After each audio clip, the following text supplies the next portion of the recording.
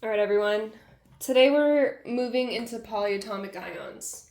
It's one of those topics that sounds complicated, but it's really just chemistry's way of naming and balancing groups of atoms that stick together and carry a charge. So let's just start simple. What is a polyatomic ion?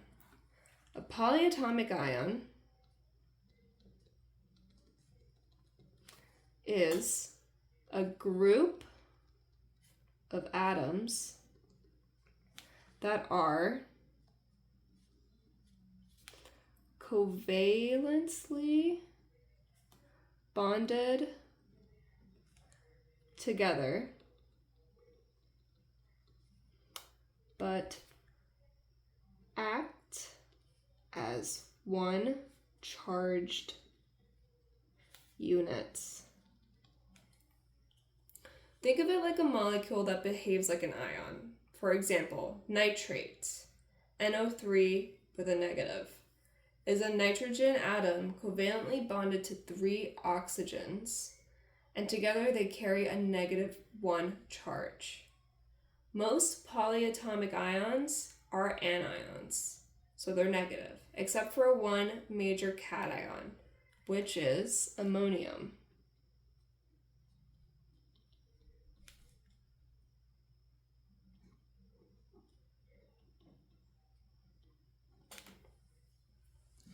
So remember, monoatomic are single atoms with charge, and then polyatomic is multiple atoms with a shared charge. Now, one of the important things is recognizing name patterns. The names of these ions follow patterns that will save you a ton of memorizing. So let's go over the 8-ite pattern.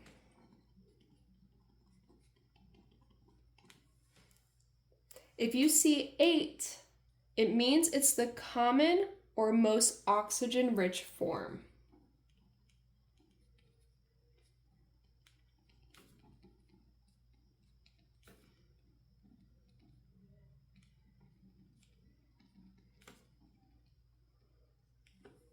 And if you see ite, it means it has 1 fewer oxygen.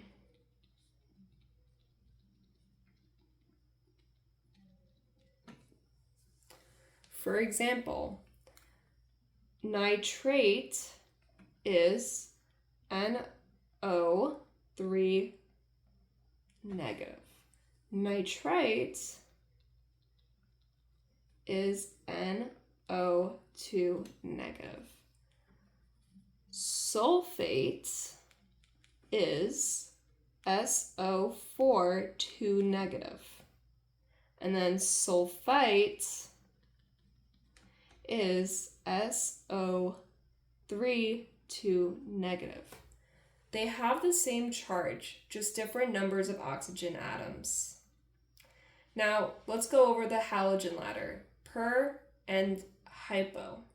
For chlorine, bromine, and iodine ions bonded with oxygen, we also add prefixes to describe how many oxygens there are. So,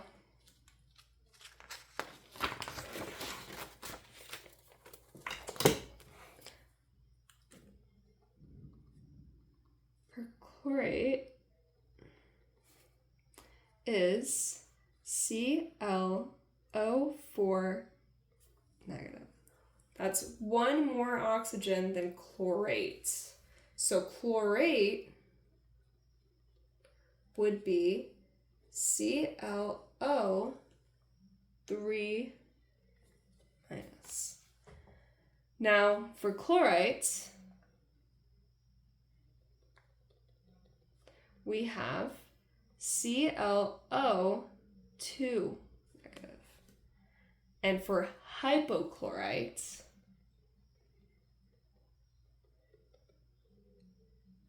we have ClO negative. That's 1 fewer O or oxygen than the chloride. You can think of it as a ladder going down. Per is at the top and hypo's at the bottom. Now, we're going to talk about the hydrogen versions. When you see a hydrogen added to the front, it means one of the oxygens is now bonded to the hydrogen, and the ion's overall charge becomes one less negative. So, carbonate becomes hydrogen carbonate. Let's write this out.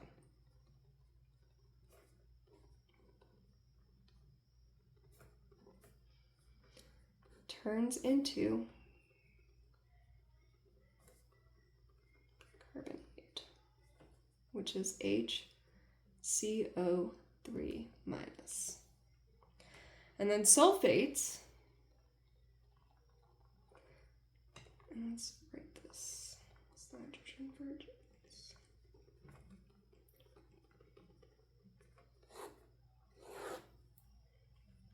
Sulfates, SO4, 2 minus, can turn into hydrogen sulfate,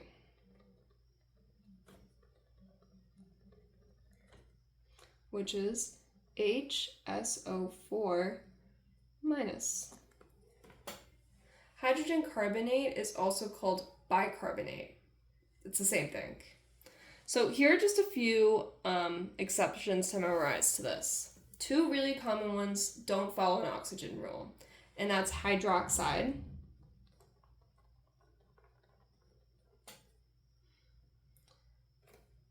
and that is OH negative. You'll see a lot of this in organic chemistry. And cyanide, which is CN negative. Also acetate, which is C2H3O2 negative. And the only positive one we'll see often is the ammonium, which is that NH4 plus. Now, when it comes to writing formulas with polyatomic ions, there are a few rules that come with this. And the rules are the same as for simple ionic compounds. Total positive is going to equal total negative. And the other rule is if you need more than one of a polyatomic ion, you have to use parentheses and put that subscript outside of the box. So let's go through some of them. Let's look over magnesium nitrate. Magnesium is Mg2 plus, and the nitrate is NO3 minus. So we're going to need two nitrates to balance out that magnesium, right? Because there's a -1 and there's a 2 plus. So to get it, so it balances out, we need to get that to -2. So we're going to need two of these. So we're going to have magnesium, and then we're going to put the NO3 in parentheses, and because we want two of them, we put that subscript outside of the parentheses like this. I'm sorry, I really did a poor job at this. But right next to the parentheses at the bottom like that. Notice those parentheses. They tell us there are two whole nitrate ions. So let's do another example. Let's do calcium hydroxide. Calcium is Ca2 plus, and hydroxide is OH minus. We need two hydroxides to balance out that calcium. So it's going to be calcium, Ca, OH in parentheses, and then 2. If we forgot the parentheses, and let's say we wrote CaOH2, it would mean one calcium, one oxygen, and two hydrogens. That's a totally different molecule, so the parentheses matter in these situations. So now when it comes to naming compounds with polyatomic ions, naming works the same way. The cation goes first, and then the polyatomic ion follows. So if the metal has a variable charge like iron, copper, tin, or what have you, you have to include a Roman numeral. For example, let's say we have Na2SO4.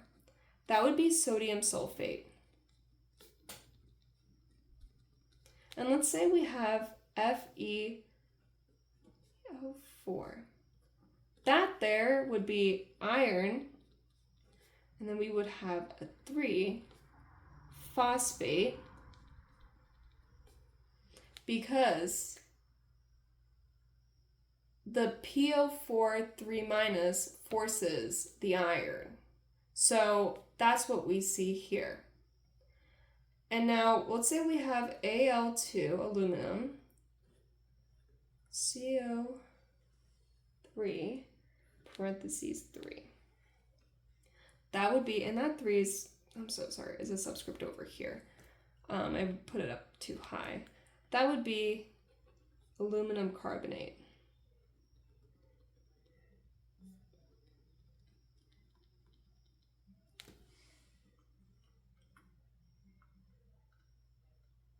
So to kind of go over and finish up here are some of the big ideas that we have when it comes to naming these.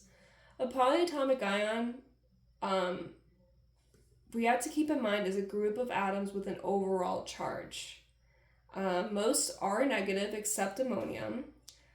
And when you are trying to name something with 8 Te, that means it has more oxygen.